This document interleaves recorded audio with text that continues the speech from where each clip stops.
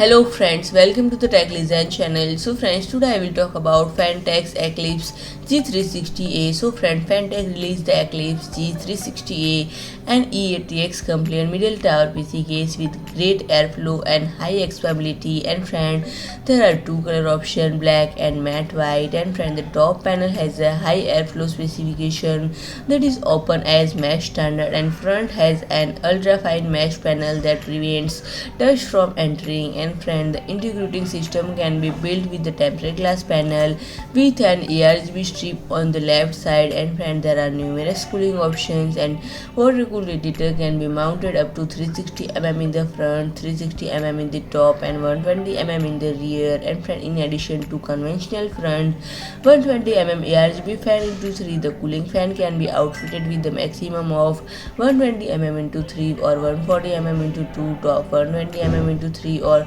140 mm into 2, and rear 120 mm into 1. And friend, the dry bay configuration is as follow: 3.5 inch or 2.5 inch standard bay into 2, 2.5 inch bay into 3, and 7 expansion slots.